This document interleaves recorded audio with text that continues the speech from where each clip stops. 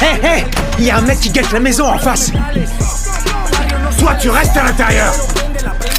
Quand Spooky a vu la silhouette au loin, il est resté complètement figé. César était aussi perplexe, jusqu'à ce qu'il réalise que c'était leur père, qui venait tout juste de sortir de prison. Contrairement à l'attitude froide de Spooky, César était très curieux de ce père qu'il n'avait jamais vu. Mais Spooky ne les a pas laissés parler. Après que César soit parti à l'école, l'ambiance dans la pièce est devenue encore plus glaciale, parce que Spooky ne ressentait que de la haine envers son père. Le père voulait réparer leur relation. Il essayait tout le temps d'engager la conversation. Mais quand il a évoqué un souvenir d'enfance, Spooky a pété un câble. Je m'en viens.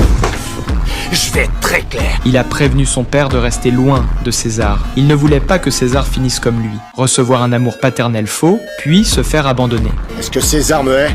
En fait, il m'a jamais parlé de toi. Ce jour-là, des membres du 19e secteur sont venus voir Spooky. Ils voulaient prendre le contrôle du secteur Jefferson. Spooky leur a dit qu'il devait d'abord en parler à Cuchillos. Il leur a demandé d'attendre. Hey, vous savez où vous êtes, les gars? Ray, leur père, voulait aider Spooky. Oh merde. Sans déconner, ce type est ton vieux. Fais gaffe à ce que tu dis. Sinon quoi, Virito? Va faire des burgers, puto. On réglera ça quand ton père te laissera sortir. Spooky a senti que son autorité était menacée. Après avoir viré les gars du 19e, Ray a commencé à raconter n'importe quoi. Spooky s'est retourné et lui a crié dessus. L'après-midi, pendant que Ray travaillait au restaurant, les gars du 19e sont revenus chercher des noises. Ray a compris qu'ils venaient exprès pour l'embêter. Il leur a dit de dégager, mais sans le soutien de Spooky, les gars n'en avaient rien à faire. Ray s'est retrouvé coincé.